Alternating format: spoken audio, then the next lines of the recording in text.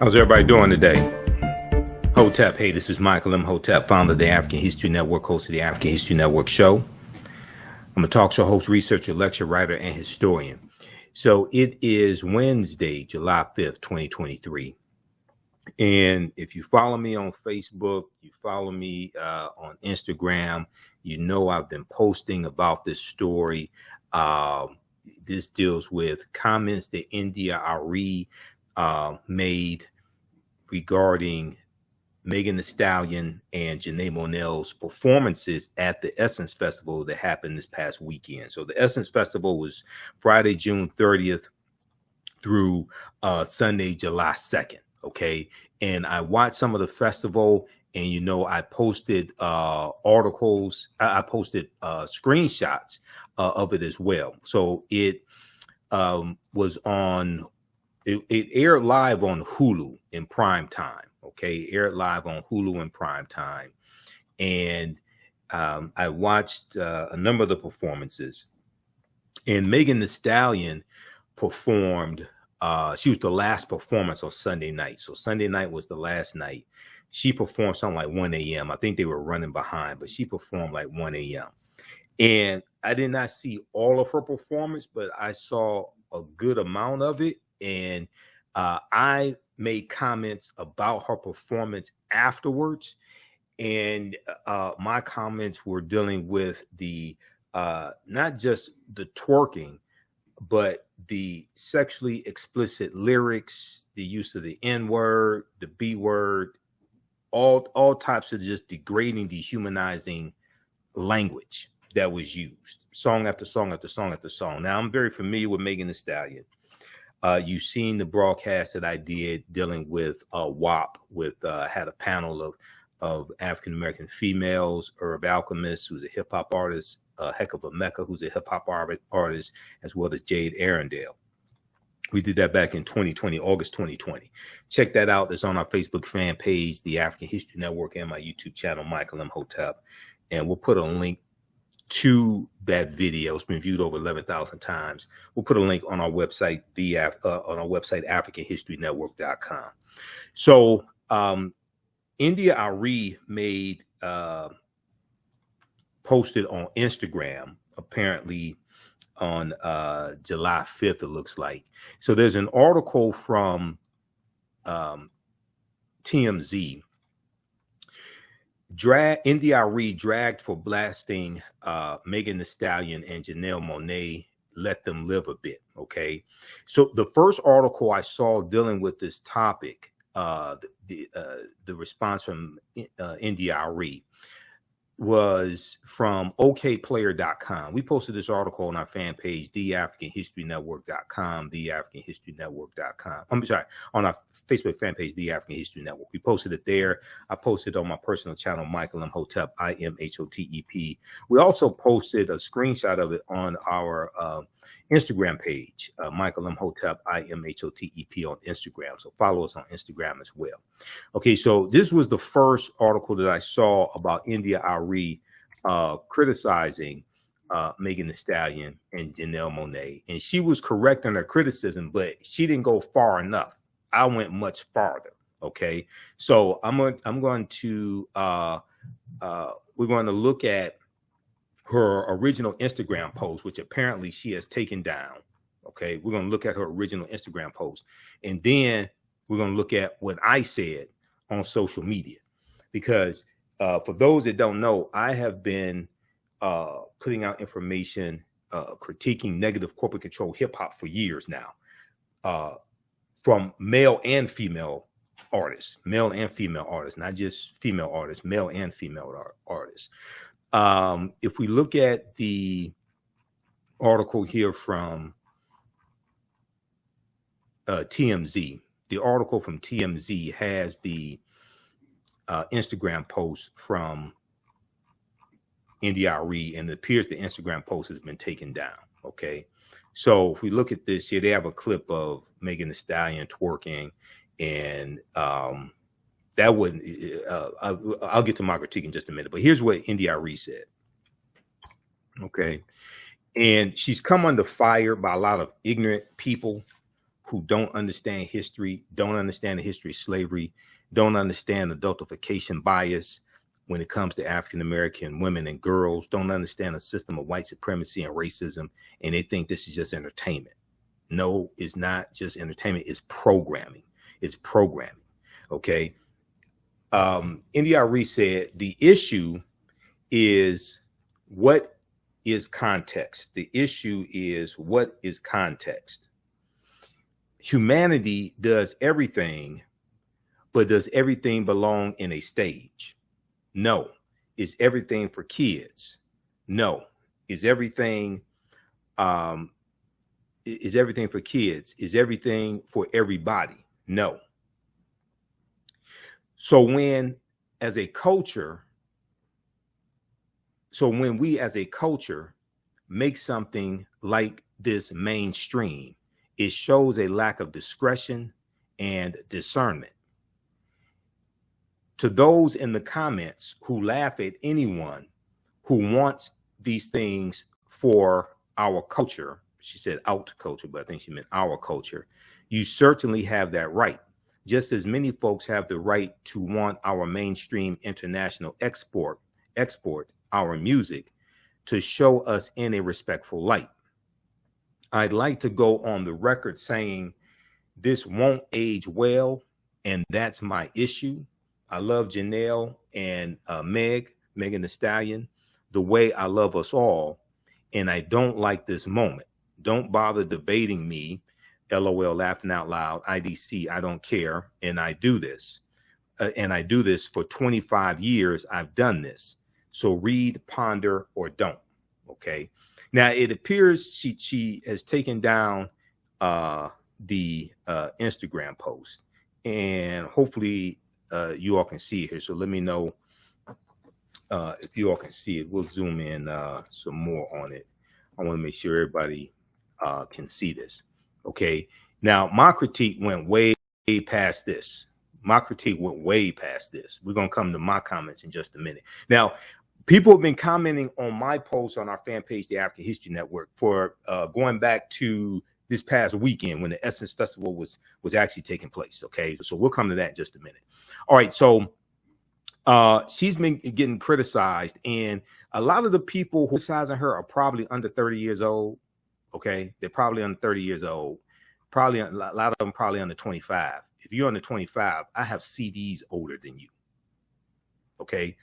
And one of the problems with this is people want to bring up the Two Live Crew, early 1990s, things like this, the music we had then. And what we have to understand is that if we haven't learned anything in like 30 years and don't realize that what's going on today is much worse than 30 years ago, because not only has the music been weaponized even more so against us, but you didn't have social media in 1993. We didn't have YouTube. YouTube wasn't created in 2005. We didn't have Facebook. We didn't have Instagram. We didn't have Twitter. Okay, we didn't have digital downloads in the early 90s. So one of the mistakes that people make is they think that, well, because we were stupid in 1993, it's all right to be stupid 30 years from now.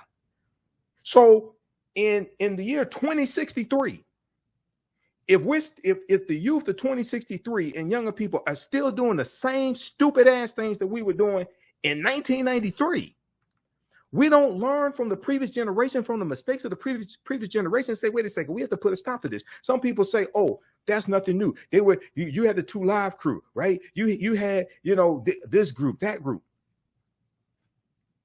When does nothing new get old? When does nothing new get old? When do we understand that we are being targeted and the music is being weaponized? This is not an attack on the artists. The artists are being used by white corporations, white-owned finance corporations, to attack us. And if we don't understand that, then the future is bleak. Because if you want to destroy a nation, you do it through the music, because the music hits the youth first. And the youth are the ones who have the least amount of defenses to be able to fight back against it. This is how you attack a people. You use media and you go after the youth. So let's look at, I want to look at the comments that I made. All right. So if we go to our Facebook fan page, the African History Network, if you don't follow us on Facebook, please do. The African History Network on Facebook. We have a ton of followers there, have 1 million followers there. They all don't get the notifications when I go live. I think Facebook is messing with me. I built this network myself, largely myself. So let's look at, I want to look at this post that I just did here.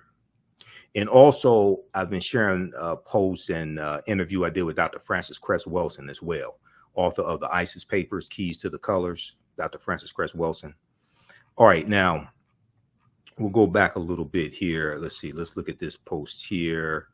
Okay, so this is a post that I did of Dr. Frances Cress Welsing. Dr. Frances Cress Welsing said, "We're the only people," referring to African Americans, Black people, "we're the only people on this entire planet who have been taught to sing and praise our demeanment. I'm a bitch, I'm a hoe, I'm a gangster, I'm a thug, I'm a dog. If you can train people to demean and degrade themselves, you can oppress them forever.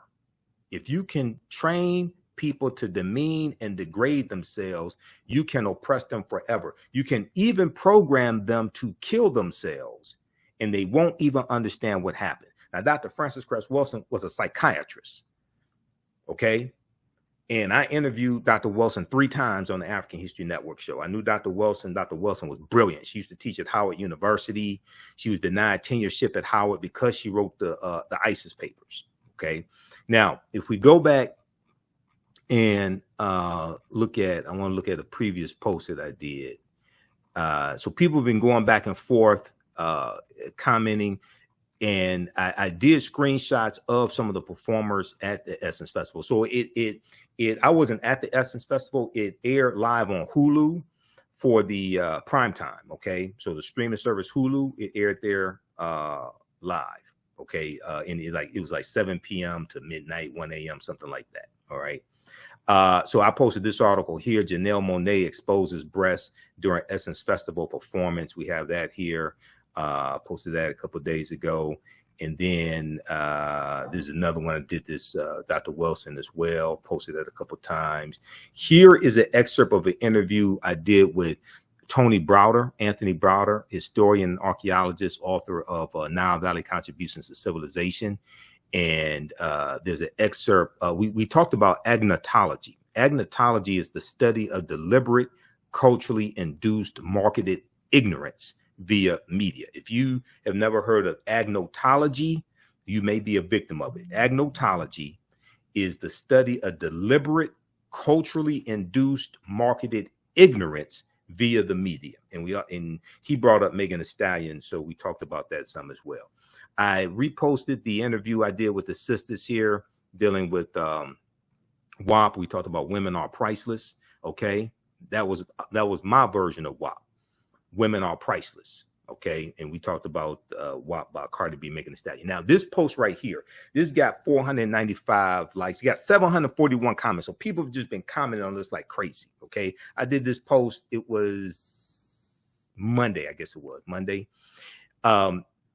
When I said the SO, everything, it was, I didn't see Juvenile perform. I saw Eve perform. I saw Trina. Megan Thee Stallion's performance made Trina look like a Girl Scout or a nun, just to be honest with you. Okay. I saw Trina perform.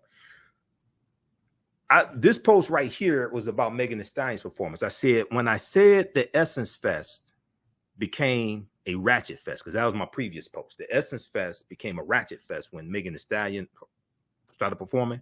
I said, I'm talking about Megan Thee Stallion's performance. So people started commenting on this. Okay.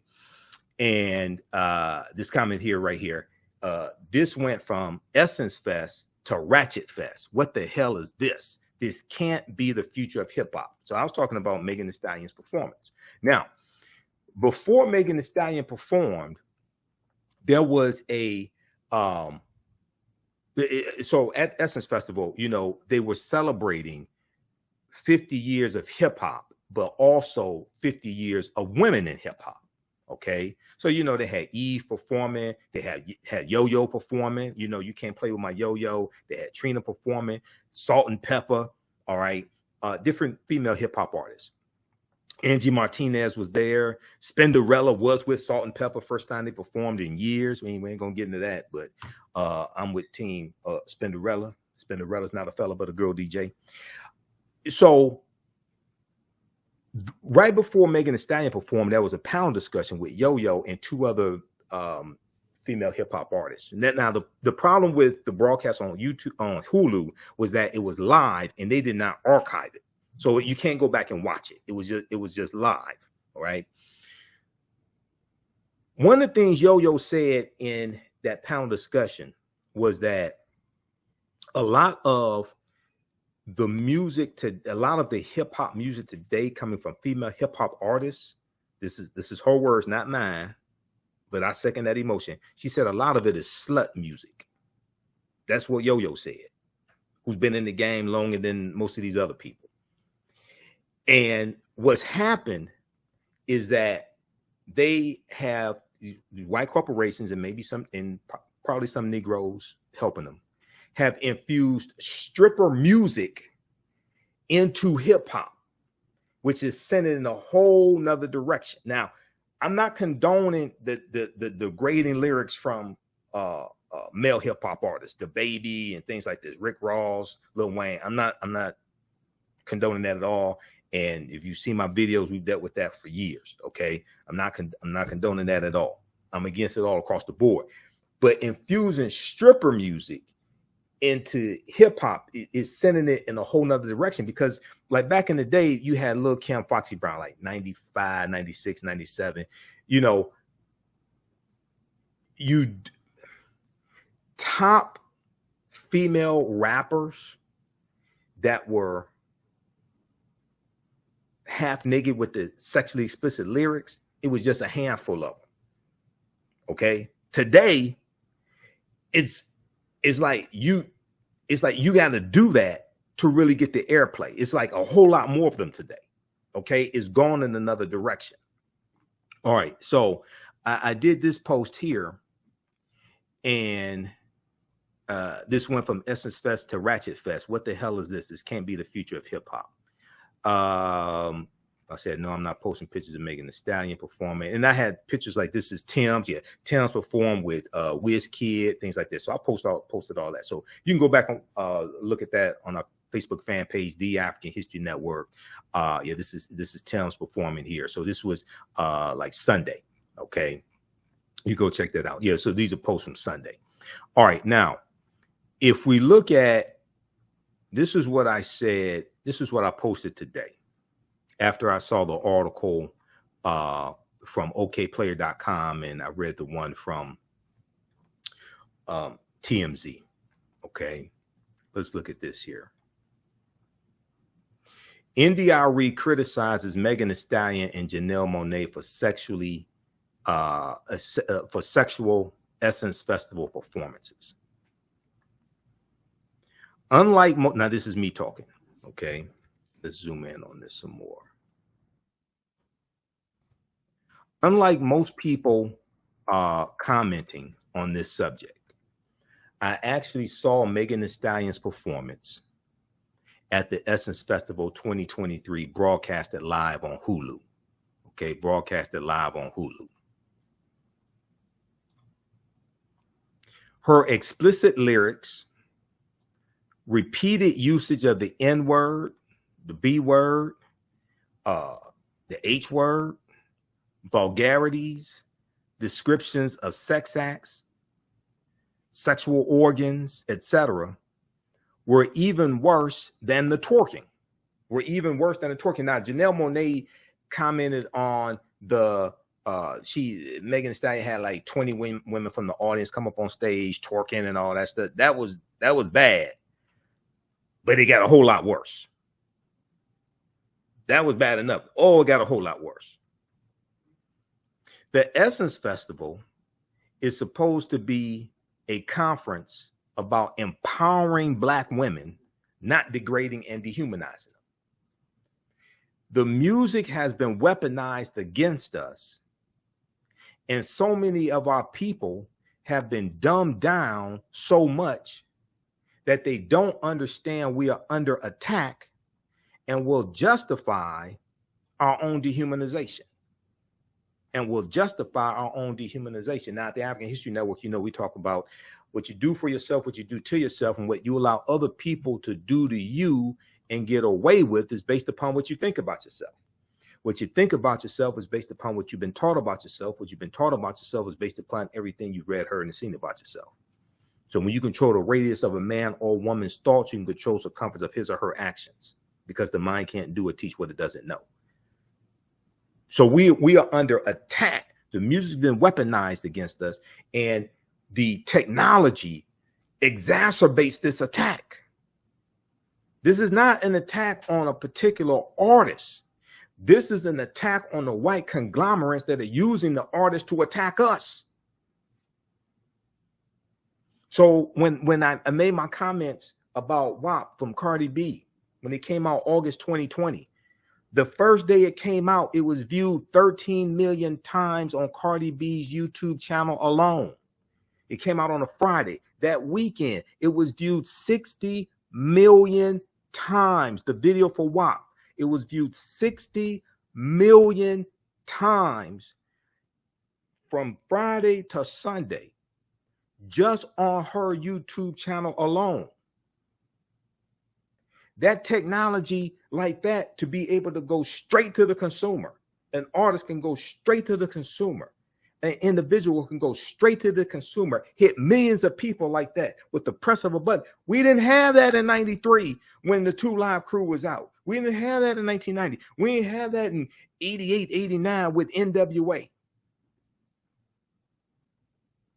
The technology has advanced with social media, with digital downloads. So the attack, the music has been weaponized. So the attack is more perverse now. So if you think, well, we were stupid in 93, it's all right for the youth to be stupid today.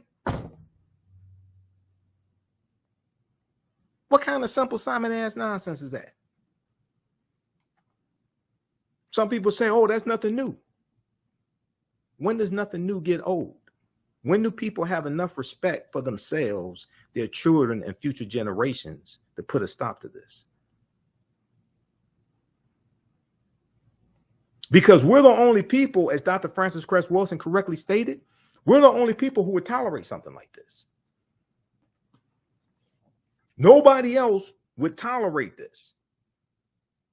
And not only that, there was a pastor named Pastor Mike, and they would call him White Mike.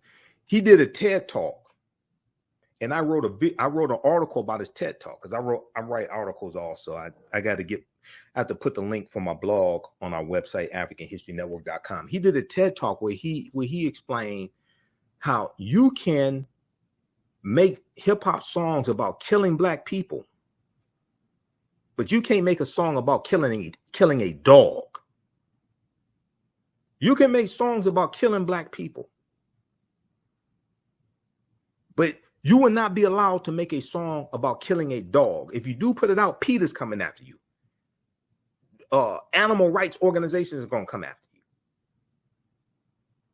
But we have a plethora of music that dehumanizes African Americans, talks about killing us, things of this nature. That's fine.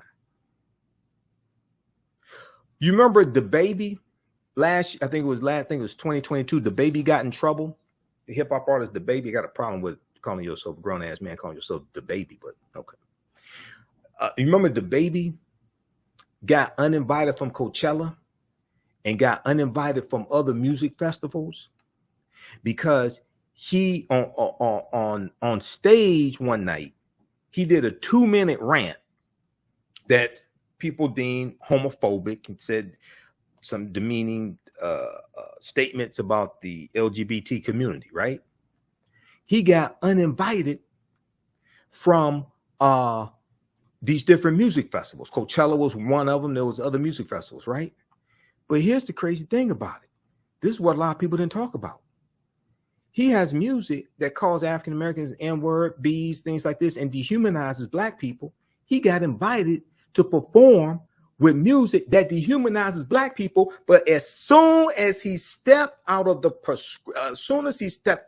circumference of awareness that has been prescribed for him by white corporations and started talking about a protected group, the LGBT community, they smacked his ass and took his privilege away from him. He didn't make a song. That wasn't a song he made about gay people or anything like that. That was a 2-minute rant. It wasn't a CD. It wasn't a music video. It wasn't a movie. It was a 2-minute rant. He's got whole CDs that dehumanize us. That's no problem with that. That's fine. You can do that. We're going to reward you for that. You step out of line one time, we're going to tag your ass. And that's exactly what happened to the baby. He has not stepped out of line since then that I know of. He hasn't stepped out of line since then. They made an example out of him. How is it that you get invited to perform at Coachella? You get invited to perform at music festivals with music that dehumanizes African people. But as soon as you talk about somebody else, they take the privilege away from you. The reason why is because you only protect what you respect, and every other group is protected except us. You can say whatever you want to about us. You can say whatever you want to. Anybody else, you step out of line, you don't believe me? What happened to Michael Jackson? 1995. Michael Jackson had the song, I think it was 95. They don't really care about us. And he made he had a couple lines in there that the Jewish community deemed was offensive to them. What did Sony do? Sony, if I remember correctly, Sony was his music company at the time. Sony took all the CDs off the shelf, removed the offensive lyrics that the Jewish community, the ADL, Anti-Defamation League, said were offensive, then put the songs back on the shelf, then put the CDs back on the shelf. What about the music that you got calling us the N-word and B's and all that and dehumanizing us? That's cool with you? Ice-T, hip-hop artist Ice-T, gangster rapper Ice-T, like the original gangster rapper, like 1986. In the 1990s, he had a heavy metal band called Body Count. Okay, some of y'all don't remember that. He had a heavy metal band called Body Count, and they had a song called Cop Killer. Cop Killer was about killing a dirty cop. It wasn't about all cops or anything like that. It was about killing the dirty cop. Okay. I don't remember any of the lyrics or anything like that, but I remember this case, this whole situation. What happened? Police unions and police organizations across the country rose up. Time Warner Brothers was his record company at the time. They rose up, put pressure on Warner Brothers, Time Warner. What did Time Warner do? Time Warner didn't tell the police, well, if you don't like it, change the channel, change the radio station. Okay? They didn't tell the police, well, he's not talking about you all, he's only talking about this police officer over here. Okay? They didn't say, oh, this is just entertainment. Don't take y'all too sensitive. Don't take it personal. This is just entertainment. No, what happened was Warner Brothers, they pulled every last one of those CDs off the shelf and they shelved the whole project. They ain't do anything else with it. They ain't release no music video. They didn't do anything else with that because police from around the country rose up and protested. And they're protected and we're not. They're respected and we're not. Ice-T, in turn, if I remember correctly, the amount he had about 10,000 shares of like Time Warner stock. He sold all his stock and like washed his hands of the situation pretty much. Okay. Rick Ross. Now we deal with this in the class that I teach, my Saturday class, Ancient Kemet, the Moors, and the Ma'afa, Understanding the Transatlantic Slave Trade, what they didn't teach you in school. Okay. We deal with this like in one of our first two classes. There's a good article from Billboard.com. And all this stuff, you know, I back up with articles. I back up with evidence. Proper documentation ends all conversation. Rick Ross got into trouble a few years ago, 2013. There was a song that he was on called UOENO. And here's the article from Billboard.com.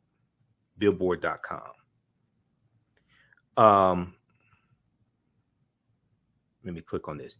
Reebok drops Rick Ross over UOENO lyrics. So Rick Ross, hip hop artist Rick Ross, entrepreneur, music mogul. Rick Ross, who took his name from Freeway Rick Ross. Okay, the real Rick Ross. Reebok drops Rick Ross over UOENO rape lyrics.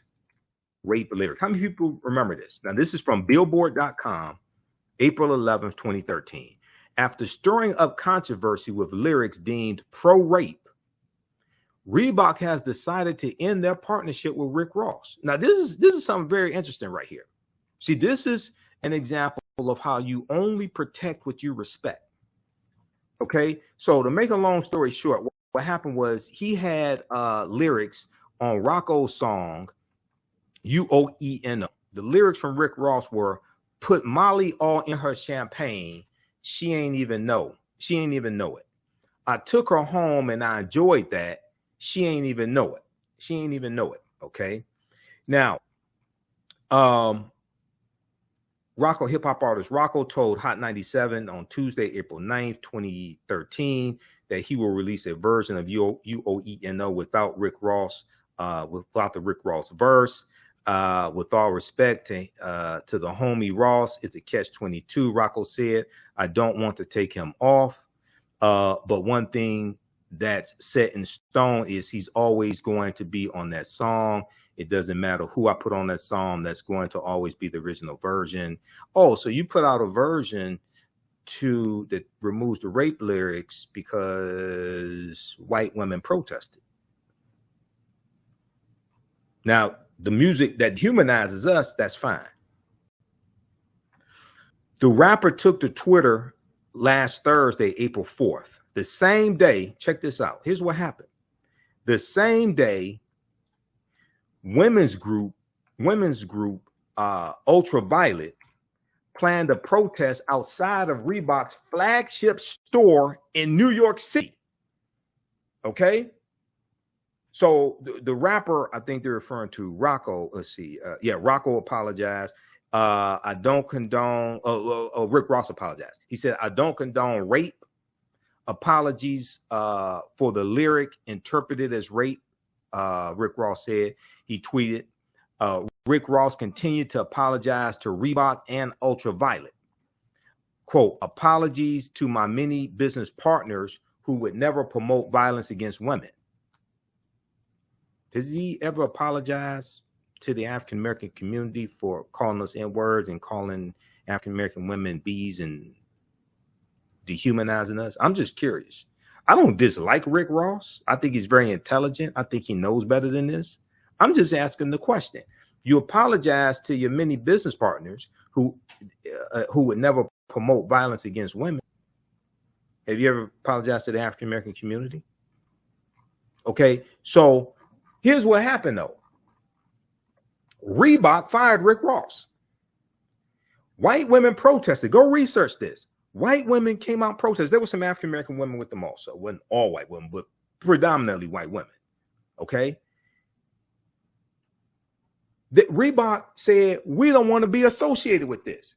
Reebok did not tell the white women, He's not talking about you. He's talking about that H over there. Reebok didn't tell the white women, well, if you don't like it, you need to change the radio station. Reebok didn't tell the white women, if you don't like it, don't buy the music. Reebok said, Negro, we're going to cancel your contract because we don't want to be associated with you and what you represent. I'll be damned. Go read this article. Go research this. Proper documentation ends all conversation. Don't take my word for this. This is Billboard.com. Reebok drops Rick Ross. Rick Ross had an endorsement deal with Reebok to make Reebok money. Reebok valued the white women more than they valued Rick Ross's ability to make them money. So they said, we're going to cancel your contract over these lyrics. From one song. Now, once again, when you have endorsement deals like this, right? They go and watch your music videos. They go listen to your music, all that. So they know what they're getting. They knew what Rick Ross's lyrics were before. I'm not talking about before UOENO came out. So they know about him dehumanizing African Americans. They knew about that. That was all right with Reebok. White women protesting? Oh, no. We're not going to tolerate that. See, now you're talking about our daughters. Now, as long as you dehumanize your daughters, it's all right. You're talking about our daughters. No, Negro, we're going to get rid of your ass. They cancel this contract. I'll be damned. You only protect what you respect. So when we look at this example after example after example, it becomes clear that everybody else is protected except us. Why is that? When I made my criticism about WAP, and the majority of the criticisms weren't against Cardi B and Megan Thee Stallion, they were against Atlantic Records, who financed it and financed the video. The chorus repeats the phrase, "There's some whores in this house," approximately 79 times. I know they sample Frank Ski from the 1980s, but the music video WAP was viewed 13 million times in one day just on Cardi B's YouTube channel alone. All the women in the video were African American, except for Kylie Jenner. So when you say there's some whores in this house, what are you talking about? We're looking at a bunch of black women. White women, white people, not white women, white people, there's some white women. They put together an online petition because they wanted Kylie Jenner digitally removed from the music video. Because they ain't think Kylie Jenner belonged in there. Kylie Jenner's a billionaire. She's from the Kardashian Jenner empire, you know, that profit off of black culture, things like this. The whole family. Well, so she the daughter of Bruce Jenner, who's not Caitlyn. That's a whole nother conversation. God damn. But that's a whole nother conversation. I mean, I remember being a kid and having a box of Wheaties with Bruce Jenner on it. But that's a whole nother conversation. Okay, we don't have enough time to get deep into that. But the whole family got rich off of a black man's penis named Ray J. I just want to put that out there, just so y'all understand. Okay. Now Bruce Jenner was already well known. The Kardashian family, that Rob Kardashian was the father, and he was a famous attorney, wealthy attorney. He was one of O.J. Simpson's attorneys, part of the Dream Team. Okay. So a lot of people knew Rob Kardashian. He wasn't really necessarily a household name, but if you were in the legal field, you knew about him. The family, we didn't know who the hell they were until Ray J made the sex tape with his then girlfriend, Kim Kardashian. Then from the sex tape, they get the mom negotiated a deal with Vivid Entertainment. It was and that sex tape became the best-selling celebrity sex tape in history at that time. Then from the sex tape, they get the reality TV show Keeping Up with the Kardashians. I don't know why anybody would want to keep up with them, but they get that and they build this whole $1 billion empire, all this stuff. off of the whole family got rich off of a black man's penis. Corinne Steffens, on the other hand, even though she was prostituting herself, she made a sex tape too. Corinne Steffens, they called her Superhead. I'm not condoning what she did, but look at the difference between the treatment. Kim Kardashian gets famous from a sex tape with a black man, and she gets elevated and put on a status like she's Queen Nefertiti or something. Corinne Steffens, even though, yes, she was prostituting herself and things like this. I'm not beating up on the sister, but it's like, wait a second. They're still making jokes about Corinne Steffens. It's not exactly the same thing, but it's like, well, hold on. How does Kim Kardashian get put up on a pedestal? And she got famous for a sex tape. Corinne Steffens had a sex tape with Mr. Marcus. So how does she get, even though, yeah, I mean, we don't condone what she did, but how she just get constantly ridiculed, and it's hard for her to remove that, you know, taint. You have a double standard here. It's not exactly the same thing, but it's like, wait, hold on now. One becomes a damn near billionaire and gets a reality TV series like something like 20 years and gets in movies and all this stuff. The other one just gets ridiculed and laughed at.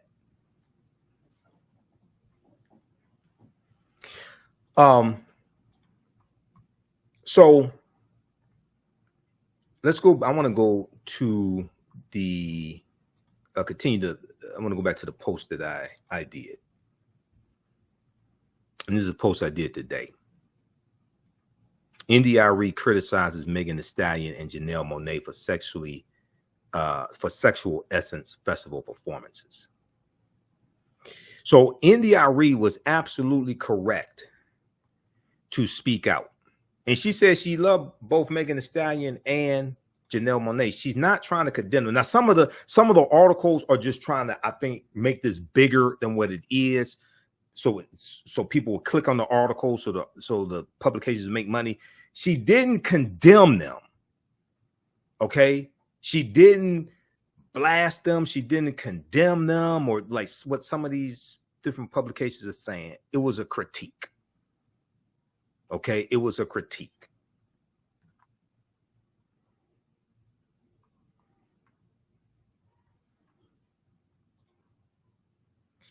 More female artists need to speak up, as well as male artists. More female artists need, specifically hip hop artists. More female hip hop artists need to speak up, as well as male hip hop artists need to speak up. This is not the time to have laryngitis and amnesia, because this is getting worse and is dangerous. I said right before Megan Thee Stallion performed, there was a women in hip hop panel discussion with the hip hop artist Yo-Yo, who used to be with Ice Cube. You can't play with my Yo-Yo. She said a lot of the hip hop music today coming from female rappers is slut music. Her words, not mine. I said she is correct. Psychiatrist Dr. Frances Cress Welsing, author of the ISIS papers, The Keys to the Colors, was correct. African Americans are the only group of people who will tolerate something like this.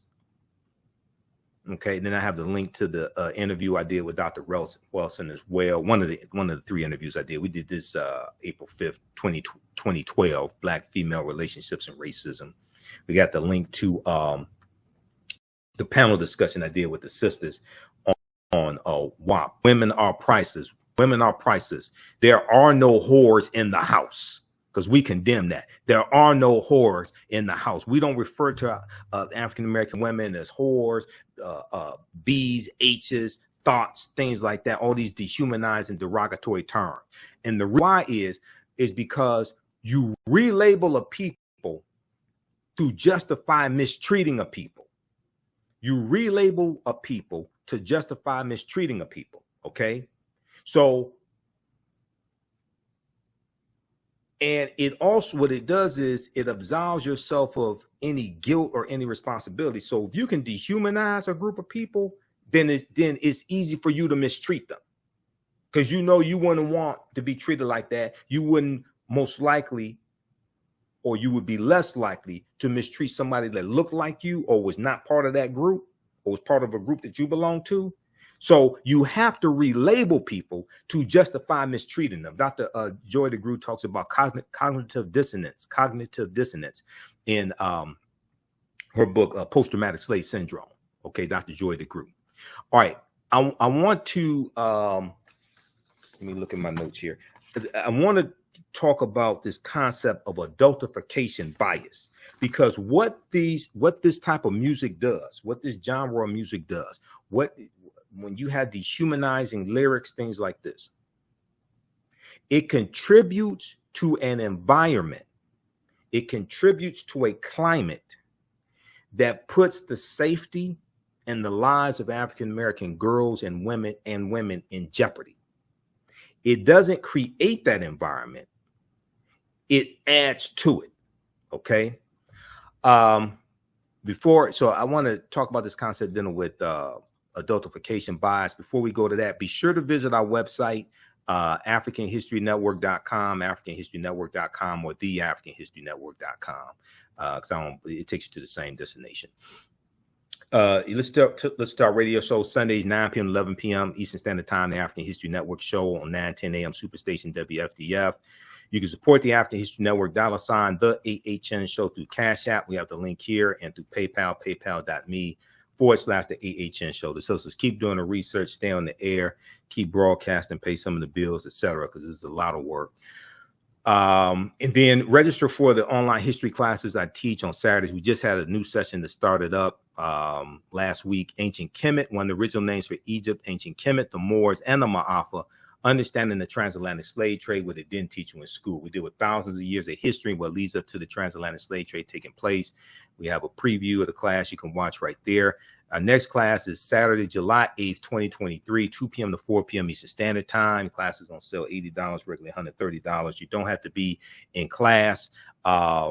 I don't take attendance, but we do the sessions live. All the sessions are archived and recorded. You can go back and watch anytime. And also I teach a class on Sundays as well, Black resistance movements from the Haitian Revolution, U.S. Civil War, Civil Rights Movement, and Black Power Movement, okay, 1800 to 1968. So we'll post a link here for the class also. And we have it here in the thread of the broadcast. Very quickly here, before we get out of here, I want to go to this concept right here. This deals with adultification bias when it comes to African-American girls.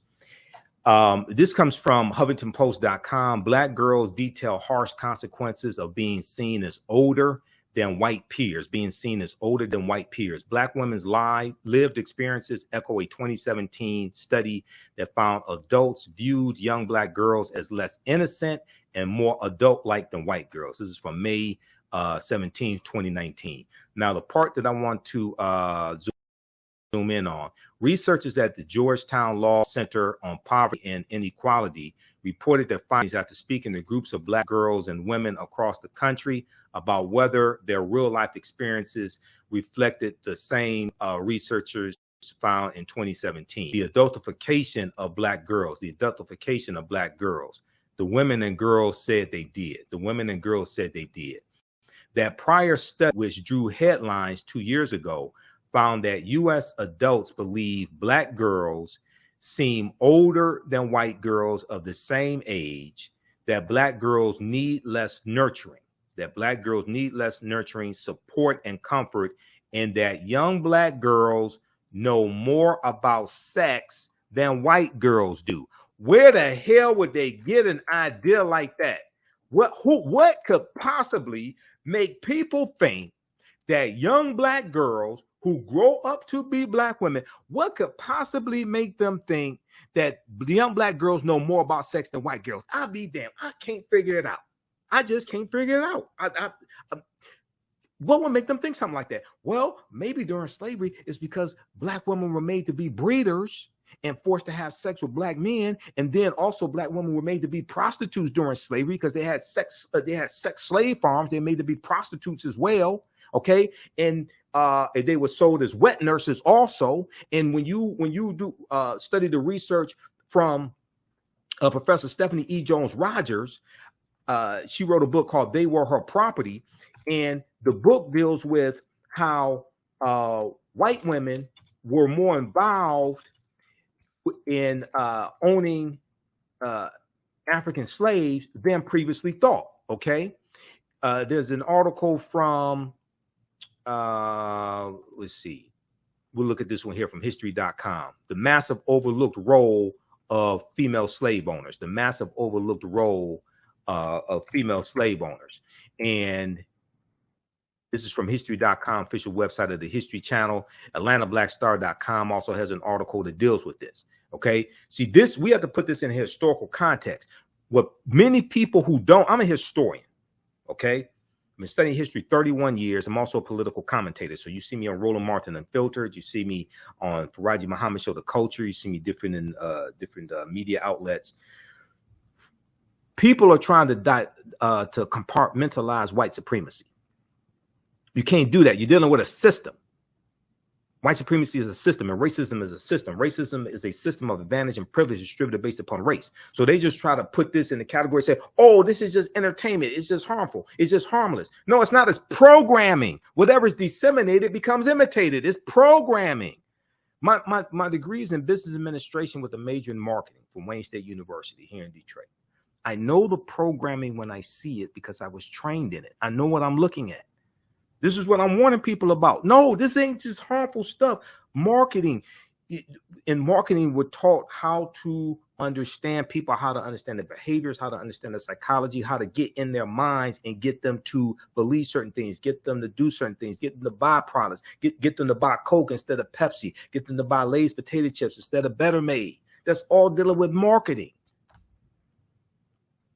When you look at a TV commercial, 30 seconds, 15 seconds, 30 seconds, 45 seconds, 60 seconds is marketing ideas to get you to change your behavior, to get you to alter your behavior, to buy this product, stop buying this product, keep buying this product. Okay. Call this number, support the little children, give to the cancer hospital, things like this, right? Tell a story, evoke emotion, get into your mind, alter your behavior. If a 30-second, 60-second commercial does that, then what do you think a 3, 4, 5-minute song does? Because we need to look at songs as commercials. Songs are marketing something as well. I've interviewed hip hop artists. I've interviewed singers. I've taught the singers. Their music, they're trying to convey a message. They want you to feel something. They want to explain a situation that happened to them. They want to explain a personal experience. They're talking about a relationship. They want to make a connection with you. They want you to feel something. It's not just entertainment. It evokes emotion. You hear Toni Braxton, you hear Whitney Houston. It takes you back to what you were doing at the time that song came out. It can cause people to cry. It can cause people to feel happy. It can cause people to get chills. It's tapping into emotions. This all deals with marketing. This all deals with psychology. This is not just entertainment, it's programming. So what happens when you want to attack a people and continue to suppress a people, and you take a medium, you take an art form that they created to elevate their conscious level, to empower them, you hijack it and turn it towards them and use it to attack them and destroy them. Because hip hop was something that we created to talk about what's going on in our communities, but not to glorify it, to inform people or talk about the need to change something, change behavior, change conditions, elevate our conscious level, teach people the 4 elements of hip hop: MCing, breakdancing, graffiti, and DJing. Okay, MCing, breakdancing, graffiti, and DJing. The 5th element was knowledge, because there was knowledge in hip hop. When we heard The Message, it was like 1981, Grandmaster Flash and the Furious Five, rats in the front room, roaches in the back, junkies in the alley with the baseball bat. I tried to get away, but I couldn't get far because a man would have told you to repossess my car. Don't push me because I'm close to the edge. I'm trying not to lose my head. It's like a jungle sometimes. It makes me wonder how I keep from going under. That's a song about economics and the economy at the time under the Reagan administration, but is also about the need for mental health. It's like a jungle sometimes. It makes me wonder how I keep from going under. Don't push me because I'm close to the edge. You're talking about the need for mental health, funding mental health. Okay, let's see. Let's wrap this up. The massive overlooked role of female slave owners, okay? This looks at the research from Professor Stephanie E. Jones-Rogers out of California. It's estimated that 40% of slave owners may have been white women. This is from March 12, 2019. And let's see. Professor Stephanie E. Jones-Rogers, the high number of people that Martha Washington owned, so this is George Washington's wife, she owned more slaves than George Washington did, okay? Most Americans know that George Washington owned enslaved people at his Mount Vernon home, but fewer people know that it was his wife, Martha, who dramatically increased the enslaved population there. When they wed in 1759, George Washington may have owned around 18 African people. Martha, one of the richest women in Virginia, owned 84 African slaves, okay? The high number of people Martha Washington owned is unusual, but the fact that she owned them is not. Professor Stephanie E. Jones-Rogers, a history professor at the University of California, Berkeley, is compiling data on just how many white women owned slaves in the U.S. and in the parts of 1850 and 1860 census data studies. So far, white women make up about 40% of slave owners. Okay, the name of a book is "They Were Her Property: White Women as Slave Owners in the American South." Okay, slaveholding parents typically gave their daughters more enslaved people than land. What this means is that their very identities as white Southern women are tied to the actual or possible ownership of other people. Okay, now the part that I want to get to, I can't remember if it's in this article or the one from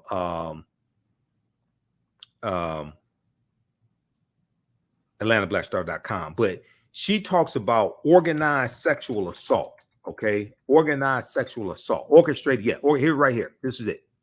Some Black women reported in WPA interviews. These were interviews done by the federal government. WPA interviews that their mothers would always give birth around the same time as the white mistress. These were wet nurses. These were African slaves who were made wet nurses, suggesting that these mistresses, these white slave owners, white female slave owners, were also orchestrating the sexual assault of enslaved African women. So when you had a white slave owner who was pregnant, and she becomes pregnant, and she doesn't want to nurse her child, okay, breastfeed. If you have female slaves and none of them are breastfeeding, and you want them to breastfeed your child because your ass is too lazy, then you have to orchestrate rape on that Black woman to get her pregnant so your lazy ass can give your child to her to breastfeed your child because you're too trifling to do it yourself.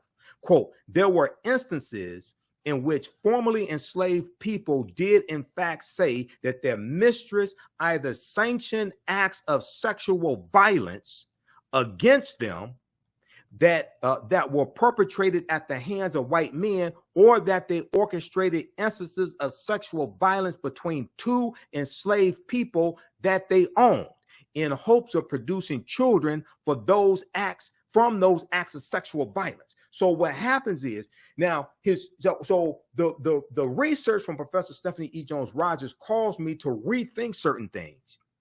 Because I've watched some lectures from her and I read excerpts of a book. It caused me to rethink certain things because historically we have been taught, wrongly, we have been taught that the African male slave who was made to be a stud or made to have sex with the female, we were taught wrongly he enjoyed it. That basically, this is coming out of white male patriarchy. We were basically taught He enjoyed it, but it was rape to the woman. Reading her research caused me to really, really focus in on that and rethink that and realize they were both being victimized. The man and the African man and woman were both being victimized, and they were both victims of sexual violence. This sexual violence continues. So African women being depicted as breeders, and they could gain their freedom sometimes by producing a prescribed number, a predetermined number of healthy babies to their slave owner. They were sold as prostitutes, okay, and sold and marketed as wet nurses. So this is around the sexual exploitation of African women. You're going to have sexual exploitation that continues after slavery ends and is still with us today. So then when we look at a study like this from the Georgetown University on poverty, and they talk about adultification bias in Black girls and how negative stereotypes associated with African-American women are projected onto Black girls. And one of these negative stereotypes is that young Black girls are perceived by adults to know more about sex than white girls. That is a legacy of slavery right there. That is a legacy of slavery. And what music like this coming from Megan Thee Stallion, Cardi B, Rennie Rucci, Ruby Rose, Sexy Red, okay, Nicki Minaj, what this does is I'm not blaming the artists. They're financed by Europeans. We need to go after the corporations, but this contributes to a society and a climate that already dehumanizes African-American women and girls and helps put their safety in jeopardy. It makes them more prone to sexual abuse, rape, molestation, things like this, because a lot of people don't care when African-American women are abused. This is why R. Kelly was able to abuse Black women for 30 years. Because I guarantee you, if Robert Sylvester Kelly was outside, because when you watch Surviving R. Kelly, he would be outside of schools on the south side of Chicago high schools after school talking to the young girls. If his ass was on the north side of Chicago talking to white girls, 15, 16, 17-year-old white girls after school, that behavior would have been put to a stop 30 years ago. He would have not been allowed to do that. The parents would not have thought it was funny. The principal would not have thought it was funny. The counselors and department heads would not thought it was funny that this Negro's out here talking to 15, 16, 17-year-old white girls. That behavior would have been put to a stop 30 years ago. We're the only ones that would tolerate something like that, because we've been brain damaged as well and taught to hate ourselves and buy into a lot of this white supremacy. So this is why we have to take our minds back. Now, Jamila Blake said in a statement, the author of this report here, dealing with adultification bias, quote, almost all the Black girls and women we talked to said they experienced adultification bias as children. And they overwhelmingly agree that it led teachers and other adults to treat them more harshly and hold them to higher standards than white girls. So there's a legacy of harsh treatment of African-American women going back to slavery and then after slavery. Okay. The researchers spoke to 9 focus groups with a total of about 50 Black girls and women of varied ages and in diverse regions of the country a year from 2017 to 2018. Quote, to society, we're not innocent. To society, we're not innocent. And white girls are always innocent, one participant in the focus group aged 17 to 23 told researchers. Okay. Even when you see just in general, the word, quote unquote, attitude, the word attitude being applied is usually not applied to white girls. Another participant in the 20 to 29-year-old group said it's applied to Black girls. Georgetown Law posted this tweet back in 2019. New research, Georgetown Law Poverty Center, or 2017, finds that Black girls routinely experience adultification bias. Adultification bias. The perception of Black girls is less innocent. The report features voices of Black women and girls highlighting their lived experiences, insights, and solutions. 2019, that tweet came out 2019. Now, the 2019 report, so the 2019 report built on the 2017 report. The 2017 report grew out of findings from a 2014 study by Dr. Philip Atiba Goff. Dr. Philip Atiba Goff, you see him sometimes on MSNBC, that found that Black boys were more likely to be viewed as older and to be suspected of crime at age 10. Black boys are more likely to be viewed as older and to be suspected of crime starting at age 10. Choosing to focus specifically on Black girls, the 2017 study found that adults saw Black girls ages 5 to 19 as in need of less protection and support than white girls of the same age because they're not valued as much as white girls. You only protect what you respect. So you can have a song that says there's some whores in this house and repeats the phrase 79 times. And in the video, everybody in the music video is Black or Black women except for Kylie Jenner. And that's perfectly all right. Because we see them as those that you orchestrate sexual violence against. We see them as slave breeders, and we see them as prostitutes and wet nurses. And the Black girls, and they also found in the study that Black girls are viewed as being more independent and knew more about adult topics, including about sex. Read the rest of this. The women in the focus groups recounted experiences that reflected how adultification bias appeared to be connected to their receiving more punitive treatment, more punishment. Adultification bias. This comes out of racism. Racism is a system of advantage and privilege distributed based upon race, which comes out of the ideology of European white supremacy. One participant, for instance, described an encounter with a police officer who did not believe she was 15 years old. He handcuffed her and fingerprinted her, insisting she was too old not to carry identification. The punishment for her was harsher than the punishment would most likely be for a white girl the same age. She's viewed as older. Mistakes that somebody makes at 15, they're punished more for those mistakes. They're not given the benefit of the doubt because they're viewed as older. Okay? And where white girls are not treated, generally speaking, are not treated the same way. Other women spoke out about being treated as having an quote unquote attitude or as being threatening in school. Most times when you try to like defend yourself, they see how you're talking back, and then they'll be like, there's consequences.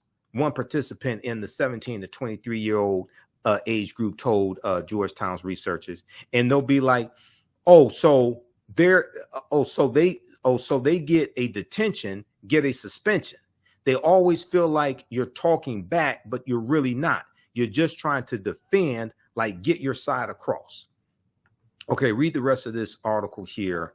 This is from HuffingtonPost.com. Black girls detail harsh consequences of being seen as older than white peers. This is from May 17, 2019, HuffingtonPost.com. Then there's also an article from NBCNews.com.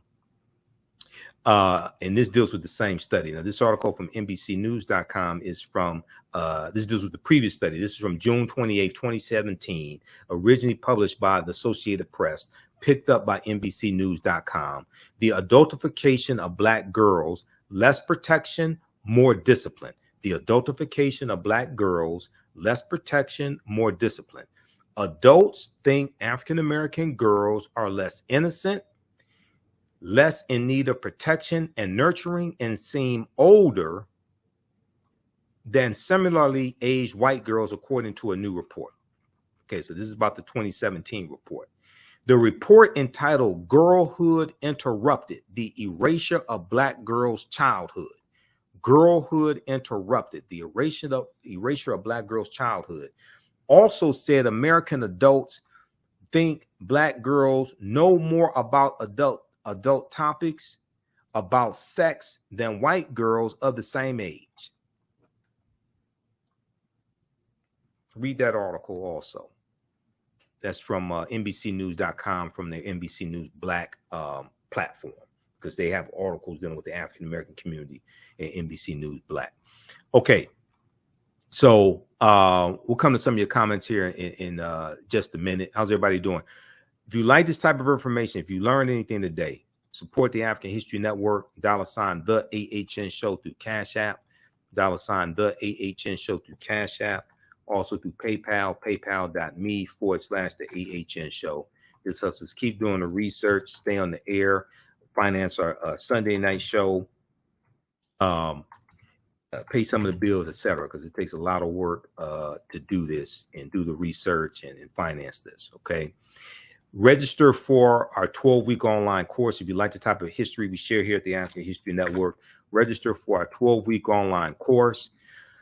Ancient Kemet, the Moors, and the Ma'afa, understanding the transatlantic slave trade, what they didn't teach you in school. Okay. So there's a 12-week online class that I teach. I put together the curriculum. I've been studying history 31 years. I'm a historian as well as a political commentator, lecturer, etc. Visit our website, TheAHNShow.com. Scroll down. Kemet's one originates for Egypt. The Ma'afa is a Kiswahili term which refers to the great disaster, our Holocaust. We deal with thousands of years of history, what leads up to the transatlantic slave trade taking place. Okay. And we deal with the 800-year occupation of Europe by the Africans known as the Moors. Your understanding of politics is directly related to your understanding of history. We have a short preview of the class you can watch there as well. I do a PowerPoint presentation. We have book references, articles, video clips, all of that. We do the sessions live. All the sessions are archived and recorded. You can go back and watch it anytime. So a year from now, 2 years from now, you can go back and watch the entire course. And then Sundays, I teach Black resistance movements from the Haitian Revolution, U.S. Civil War, Civil Rights Movement, and Black Power Movement, 1800 to 1968. So you can register for that class as well. It's the same format. All right, now, let's go quickly to some of your comments here. And hopefully you learned a lot from this. Originally, I was going to wait till Sunday to do a broadcast. And then, but you know, this past Sunday, it was okay. So I was going to wait till this coming Sunday to do a broadcast, our radio show. And when I decided to do broadcast today, I said, well, I'm just going to do an audio broadcast. But then I had some articles, things like this to show you. I said, no, I need to do video. I ain't planning to be here this long, but you know how I am with the history. And I don't play with things like this. Okay. So this is something that needs to stop. Twerking 304 strippers. Keel Hall said, we're going to go through, show some of your comments here. Keel Hall said, this is something that needs to stop. Twerking 304 strippers. Black and Honest Education said, when the NAACP issued the travel advisory for Florida, I said it's about time someone tell us what to do that is right. Black and Honest also agree with some of my comments here. Estelle Dean said Dr. Francis Cress Welsing is absolutely right. They put these disgraceful languages in their music and praise it, but mad when others call you these names. Some of these performers don't need to be on Essence platform. This is not something our younger females, I think maybe she meant to say, need to see. Brenda Rogers Booker said, this is so sad. Justin Luther said, all great points. Brenda also said she agrees with India.Arie. Now, it appears India.Arie took down the Instagram post. Hopefully more discussion and action and change and thought will come from this. Your thoughts create feelings. Your feelings create actions and behaviors. Your actions and behaviors create results. This is not an attack on a particular artist. We need to go after the corporations. We need to look and see where our pension fund dollars are invested, our 401k dollars are invested, because a lot of times we're invested in corporations that do us harm. We may be invested in entertainment companies that put out negative corporate controlled hip hop. We need to divest from that. Black women have a choice to make: empower white supremacy or empower Black American culture. First name, last name said. Orville Grant said, our people do not care. Brenda Rogers Booker also said, I personally don't listen to all this degrading mess. Who else is this? Eleanor Hurt said, of course, it's a double standard and some Black women can't comprehend that. Okay, Black and Honest Education said, when white police officers encounter young girls, they treat them like adults, even if the girls cry. Yeah, that's true. A lot of times that happens. A lot of times, from what we see, reports we get, videos we see, a lot of times that happens. Okay. Black and Honest Education also, I don't know whether this is male or female, but Black and Honest Education also says, I have that book, They Were Her Property, from Professor Stephanie E. Jones Rogers. DeVoris Adams says sounds about right. Black and Honest said, too trifling to do it yourself. Facts. That I was talking about white female slave owners who would have wet nurses, African female slaves, breastfeed the white child, or if there was no pregnant female slave or one who was nursing, they will organize sexual assault on that African female slave to get her pregnant. Okay. Black and Honest Education said, Michael's on fire tonight. Sharon Simpson Anderson said, teach, brother. DeVoris Adams said, wait a minute, where was your Jesus when all this was happening? Okay. She said, Black and Honest said, leave Jesus alone. Black and Honest said, Satan was there. Let's see. DeVoris said, Dr. Ray Hagins would tell you. Dr. Ray Hagins is one of my teachers also. DeVoris said, I turned him on to Dr. Ray Hagins from the African Village. Let's see. All right.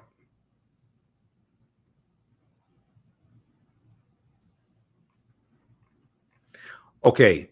And then let's see. Lamar said, Lenore Smith said, I'm not going to argue.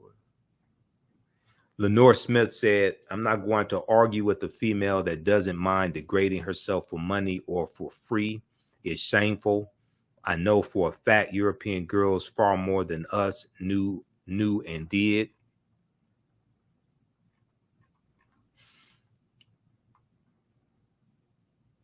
All right. And then OG Patrice said, Michael Imhotep, until we unite for our bottom line as a people, we will never get anywhere. Writing the record label and executives is the key, along with not buying the music. So first of all, we need to organize. The fight is not going to come from the NAACP, National Urban League, or National Action Network. I don't think they may get involved. We can't rely on those traditional civil rights organizations. It's going to have to be a third force. It's going to have to be other organizations, a conglomerate of other organizations, an alliance of other organizations to come together to do this. And we need to have multiple strategies. One, look and see where your pension fund dollars are invested. If you're invested in corporations that finance negative corporate controlled hip hop, divest, take those pension funds or dollars from those corporations, put them somewhere else, and 401k dollars to put these corporations on blast. Expose the lyrics. Go to websites like azlyrics.com, the letter A, the letter Z, azlyrics.com. Expose the lyrics that are in these songs, because a lot of parents don't really know the lyrics that are being fed to our youth. We had send messages, social media posts to these corporations as well, and also build an alliance with the artists, because we're not trying to attack the artists. A lot of artists want to have more conscious, more insightful music. Bow Wow, Shad Moss. Bow Wow, Shad Moss. There was a video of him we posted on our fan page, the African History Network, about a couple weeks ago, and he talked about how a lot of the hip hop today, it just all sounds the same. It's meaningless. He said 30 years from now, you're not going to remember it. You're not going to want to hear it. A lot of it 5 years from now, you're not going to want to hear it. And he talked about how today, to be an artist, you really don't have to have talent. He said he thinks a shift is about to come where it's going to go back to where you have to have talent to be to really be a hip hop artist. So we have to make this happen. Okay, we have to make this happen. We have to take control. Power is the ability to define and shape reality and have other people accept your definition of reality as if it were their own. Power coming from the Latin word potere, meaning to be able.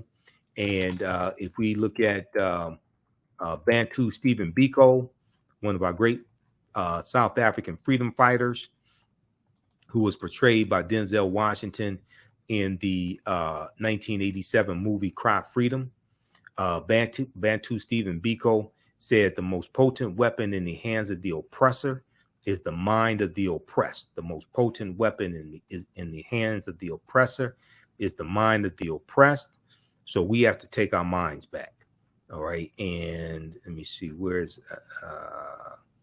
here's Bantu Stephen Biko right here.